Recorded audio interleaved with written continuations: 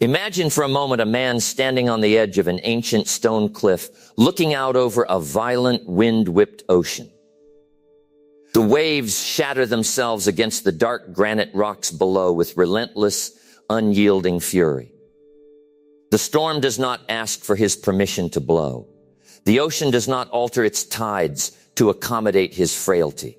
The cold wind does not temper its bitter edge simply because he is poorly clad.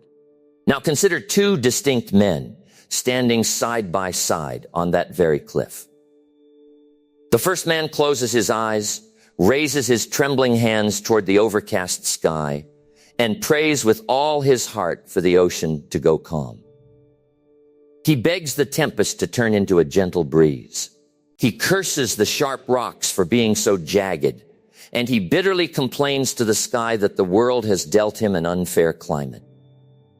He spends his entire life waiting for the weather to change, shivering in the dark, paralyzed by the delusion that the external world owes him a milder winter. The second man stands quietly in the same gale.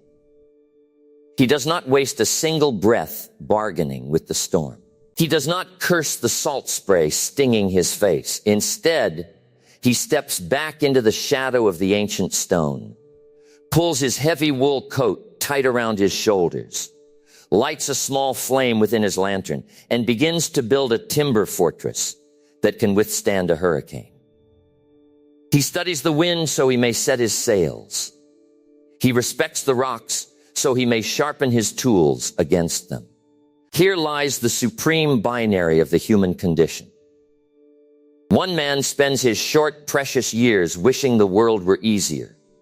The other man spends his quiet hours ensuring that he becomes better. Most human beings live and die trapped within the first frame. They spend decades trapped in a state of quiet despair, pleading with reality to lower its standards. They want the summit without the steep incline. They demand the harvest without surviving the bitter freeze of winter. But nature does not negotiate with human entitlement, and life does not bend to weak desires. The wind will blow, the rain will fall, and the winter will come whether you are prepared or not. If you wish to change your life, you must abandon the childish notion that your circumstances must improve before your results can change. You do not need a better economy. You do not need a more lenient master. You do not need a softer wind.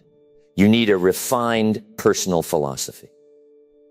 Section 1, the majesty of personal philosophy, number 1. Your personal philosophy is the master sail of your life. Let me establish a fundamental truth that took me decades to truly comprehend. Two people can inherit the exact same environment, suffer the exact same tragedy, sit under the same sky, and work for the exact same company, yet one rises to sovereign independence while the other sinks into bitter obscurity. Why is this? Is it luck? Is it cosmic favoritism? Is it genetic superiority? No, it is entirely a matter of how each individual sets their sail. The same wind blows on us all. The wind of economic uncertainty, the wind of physical illness, the wind of personal betrayal and unexpected loss. You cannot command the wind to stop blowing. To waste your emotional energy screaming at the gale is the ultimate form of self-sabotage. You cannot alter the direction of the wind, but you possess absolute, unchallengeable authority over the set of your sail. Your sail is your personal philosophy. It is the core set of values, beliefs, and intellectual filters through which you process reality. It is how you define a challenge. It is how you interpret pain. It is how you answer the silence of the night when everything you have built appears to be crumbling around you. I once knew a man named Arthur. Back in the early spring of 1974, Arthur owned a modest manufacturing firm that he had spent 15 grueling years building from nothing. He had sacrificed his weekends, invested his meager savings, and poured his youth into that brick factory. Then in a single night, an unexpected regulatory shift combined with a sudden market crash wiped out his entire inventory and rendered his primary product line completely obsolete. He was bankrupt by sunrise. I remember sitting with Arthur in a dimly lit diner a few days after the collapse. He was staring down into a cold cup of black coffee. His hands were weathered, his eyes bloodshot. But what struck me was not his exhaustion, it was his words. Arthur looked at me across that wooden table and said, "Jim, for 15 years I thought I was building a business. I realized this morning that the business was merely the timber. The real product was what the work was making of me. They can take the brick factory, but they cannot take the discipline, the knowledge, the resilience, and the character I hammered out while running it. Tomorrow morning I begin building again, and this time I start 10 times smarter." Do you see the difference? A lesser man with a fragile philosophy would have declared himself a victim of circumstances. He would have spent the rest of his days sitting on bar stools, blaming the government, blaming the market, and wishing the economic climate had been easier. But Arthur understood that the obstacle was not an enemy. It was a fire designed to burn away his naive assumptions. He didn't wish for an easier market. He made himself a better strategist. Within 5 years, Arthur had built an enterprise 3 times larger than the one he lost. Ask yourself this question tonight. When the storm strikes your life, and make no mistake, it will strike, do you spend your energy cursing the wind, or do you quietly step up to the deck and adjust your sail? Section 2, the illusion of the easy path next. The dangerous seduction of comfort. We live in an age obsessed with convenience. Every modern voice promises you a shortcut.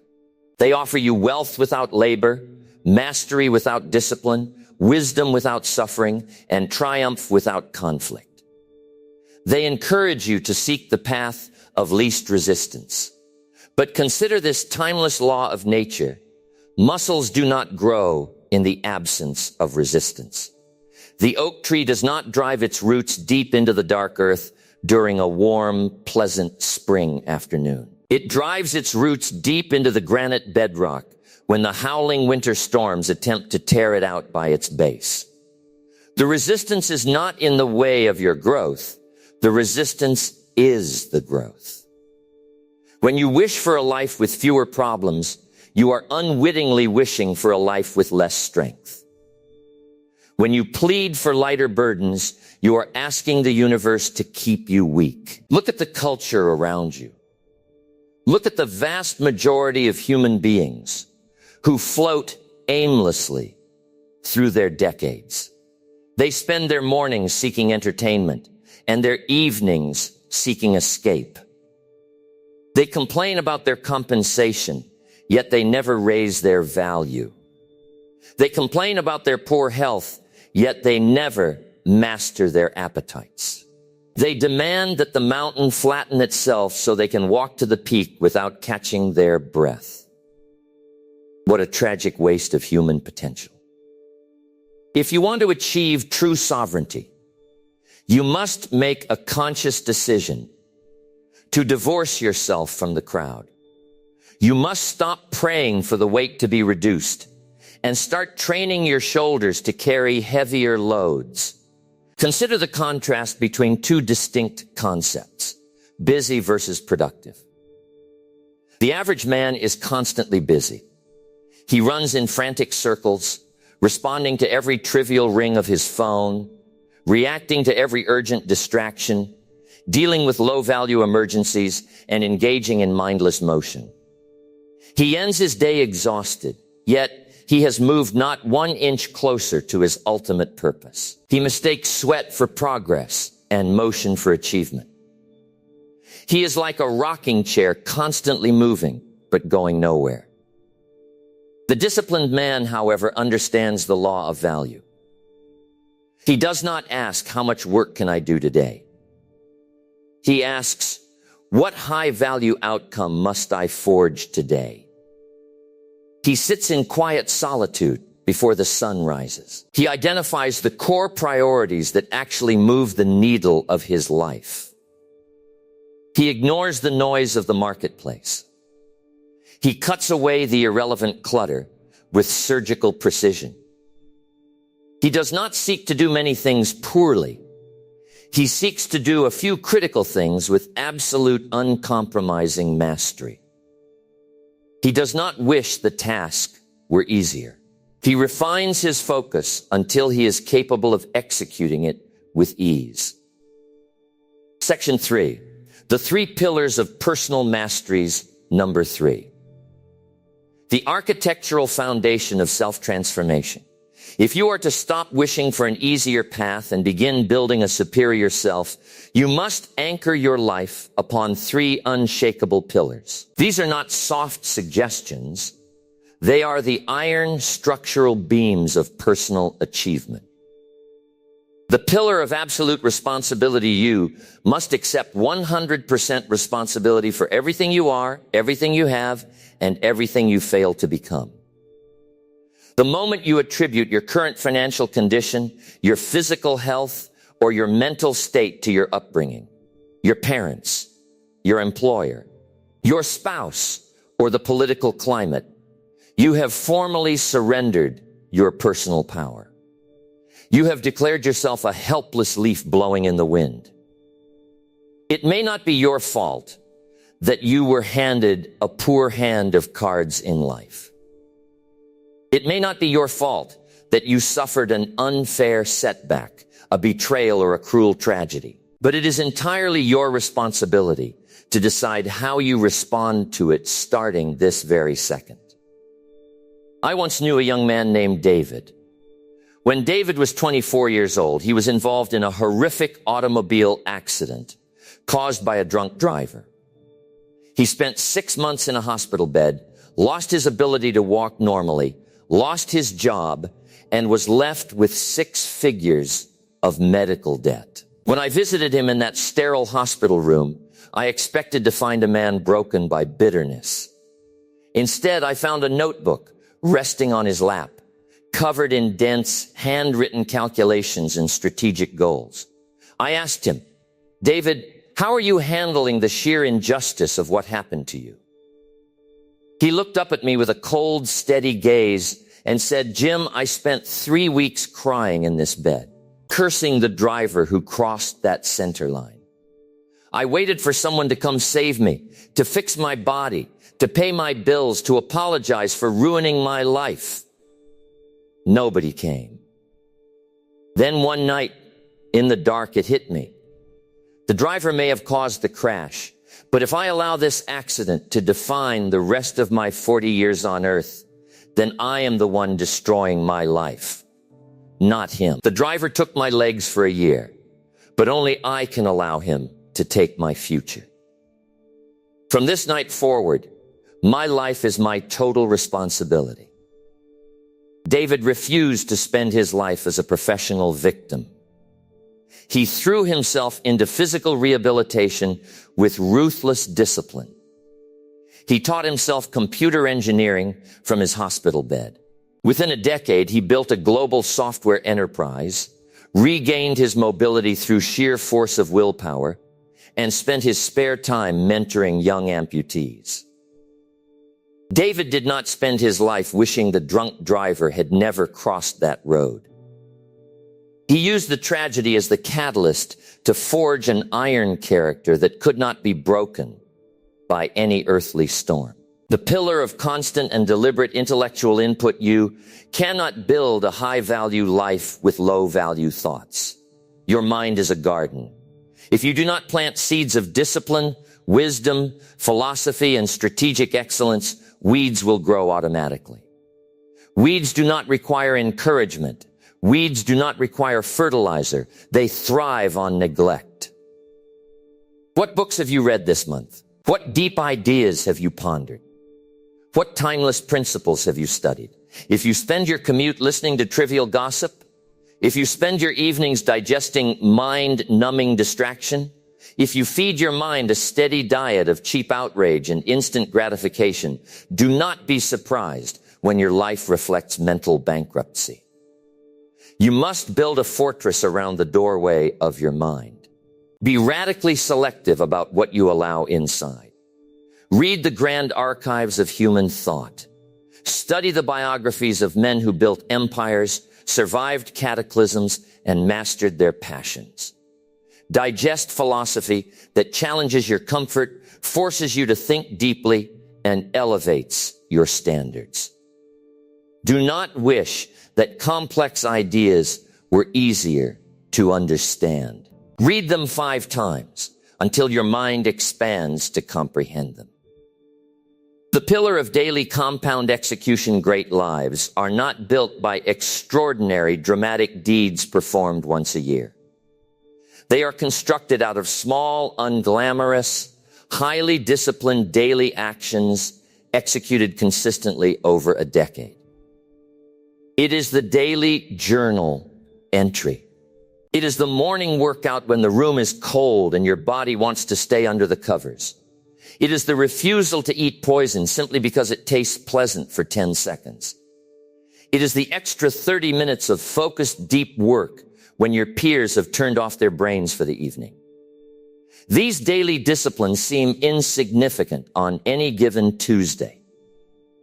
They do not yield immediate applause. They do not produce dramatic transformations overnight. In fact, on a single day, the man who practices discipline looks almost identical to the man who practices neglect. If you skip your study tonight, you will not fail tomorrow. If you eat poor food today, you will not wake up diseased tomorrow. Neglect is a quiet, subtle poison. It operates slowly. But make no mistake, just as disciplined actions compound into sovereign freedom, small acts of daily neglect compound into absolute regret. 5 years from today, you will arrive. The only question is, where? Will you arrive at the gates of independence, strength, and quiet dignity? Or will you arrive at the doorstep of regret, full of excuses for why the journey was too hard? Section 4. Socratic reflection next. Let us step away from the noise of the world and engage in a moment of radical self-honesty. Look into the mirror of your own life and ask yourself these fundamental questions. First, where in your life are you currently waiting for external conditions to change before you take personal action? Are you waiting for the economy to stabilize before you start building your financial independence? Are you waiting for your employer to recognize your worth before you increase your work ethic? Are you waiting for a feeling of inspiration before you sit down to execute your life's work? If you are waiting, you are losing. Inspiration does not precede action.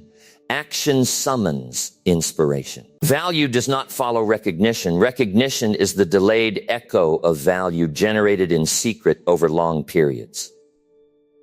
Second, what is the conversation you're having with yourself in the private hours of the night?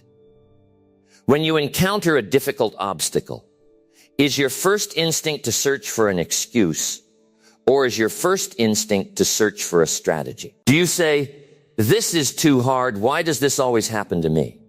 Or do you say, this is a demanding test, how must I upgrade my intellect and capability to pass it? Your internal dialogue dictates your external reality. You cannot speak words of weakness in private and expect to project strength in public. Third, if your daily habits, your mental inputs, and your level of discipline were doubled starting today, where would you be 3 years from now? And conversely, if you continue with your current level of compromise, where will you be 5 years from now? Do not glance past these questions. Do not treat them as abstract philosophical exercises. The trajectory of your life hinges entirely on how you answer them. Section 5. The dialectic of pain, number 5. The binary weight of human existence. We must all suffer one of two pains in this life, the pain of discipline or the pain of regret.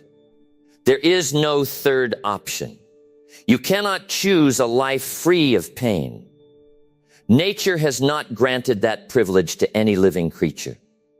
The world is built on struggle, effort, and continuous friction. However, you possess the ultimate choice regarding which pain you will carry. The pain of discipline weighs ounces. It is the temporary discomfort of waking early. It is the brief sting of denying your immediate appetites. It is the mental friction of studying when you are tired. It is the temporary awkwardness of learning a new skill. It is short, sharp, and leaves you stronger, cleaner, and more refined every single time you endure it. The pain of regret, on the other hand, weighs tons. The pain of regret is heavy, dull, and eternal. It is the realization 30 years down the road that you traded your magnificent, unused potential for cheap entertainment and temporary comfort. It is sitting in an old chair at 70 years old, looking back at a life filled with I should have, I could have, and if only the circumstances had been easier. Regret is an inescapable prison of your own making. It is a slow, silent torture that whispers into your ear in the evening hours, reminding you of the timber you never carved, the books you never wrote, the business you never launched, and the man you failed to become. I once knew an elderly gentleman named Thomas. Thomas was 82 years old when I met him. He was a wealthy man in terms of material possessions, sitting in a vast estate surrounded by manicured lawns and polished antique furniture. But when you looked into his eyes, you saw a profound, lingering sadness. He motioned for me to sit down on his veranda one autumn afternoon. The dry leaves were falling silently from the oak trees around us. He looked out over his estate and said, "Jim, when I was 30 years old, I had a vision to build an enterprise that would have transformed my community and provided lasting legacy for my family. But every time I made a move, I got terrified of the risks. I told myself the interest rates were too high. I told myself the market was too volatile. I told myself I would do it when things got easier, when I had more capital, when the timing was perfect." He paused, his hands trembling slightly as he held his cane. "I spent 50 years waiting for the perfect timing," Thomas continued softly. "The market never got easier. The risks never vanished. I built a safe, comfortable, average life instead. Now I sit in this massive, quiet house, and I realize I traded my life's true work for safety. I didn't avoid pain, Jim. I just delayed it. And now I must carry the weight of this regret for the few years I have left. It is heavier than any hard work I ever avoided." Let Thomas's confession serve as a warning light for your soul. Do not trade the brief, noble pain of discipline for the permanent, crushing weight of regret. Section 6. The architecture of a refined philosophy next. How to systematically build a mind that thrives on difficulty. If you are determined to transition from wishing for easier circumstances to actively making yourself better, you must execute a systematic daily protocol. You must construct an internal architecture that remains unshaken when external foundations crumble. Step 1, purge the victim vocabulary, eliminate language that reinforces powerlessness from your daily speech. Stop saying, "I have to do this." Start saying, "I choose to do this." Stop saying, "I can't afford it." Start asking, "How can I increase my value so I can command it?" Stop saying, "They are making my life difficult." Start asking, "What lesson must I learn from this obstacle?" Your words shape your perception shapes your decisions, and your decisions shape your destiny. When you use weak, passive language, you condition your subconscious mind to accept defeat. Speak with quiet, measured authority. Step 2. Establish the morning solitude ritual before you permit the demands, opinions, and noise of the outside world to penetrate your consciousness. Claim the first hour of your morning for deep reflection and strategic planning. Sit in silence. Keep a journal. Write down your long-term objectives. Review your personal philosophy. Read 5 pages of a profound, challenging text. Map out your highest value actions for the day. When you master the first hour of your day, you gain command over the remaining 23. You enter the marketplace not as a reactive defender, but as an intentional creator. Step 3, seek voluntary hardship. Do not allow yourself to become soft. Deliberately introduce small, daily moments of discomfort into your routine to temper your mental steel. Take the colder shower. Push your body past its comfort zone in physical training. Choose to read a complex book instead of turning on mindless visual distraction. Fast from trivial pleasures for a season to remind yourself that your spirit commands your appetite, not the other way around. When you regularly subject yourself to voluntary hardship, involuntary hardship loses its ability to terrify you. You become a person who cannot be easily shaken by sudden shifts in fortune. Step 4, measure inputs. Not just outcomes. You cannot always control whether an investment yields an immediate return, whether a client accepts your proposal, or whether a sudden disruption affects your industry. But you possess total, absolute control over your inputs. Did you do the deep work today? Did you maintain your physical health today? Did you feed your intellect high-value thoughts today? Did you treat those around you with strength and integrity today? When you fall in love with the process of daily excellence, the outcomes take care of themselves. The harvest is merely the automatic, inevitable result of consistent spring planting and careful summer cultivation. Section 7, the grand summary of the sovereign life, number 7. The ultimate realization. Let us bring our inquiry full circle back to where we began, to that man standing on the dark cliff overlooking the stormy ocean. The storm will not stop. The world will not apologize for being difficult. The economic seasons will continue their unyielding rotation. There will be cold winters, hot summers, unpredictable autumns, and demanding springs. You cannot alter this fundamental nature of reality. Wishing for the world to change its character is a foolish, exhausting endeavor that leads only to bitterness and despair. Stop asking for lower hurdles. Start training yourself to jump higher. Stop praying for the wind to drop. Learn how to trim your sail with absolute precision. Stop hoping for fewer problems. Build an intellect capable of solving greater complexity. Stop wishing it were easier. Focus every ounce of your energy, your spirit, your discipline, and your intellect on becoming better. When you alter your internal philosophy, everything on the outside shifts to accommodate the new man you have become. Your income will rise to match your new value. Your relationships will elevate to match your new standards. Your character will solidify to match your deep commitments.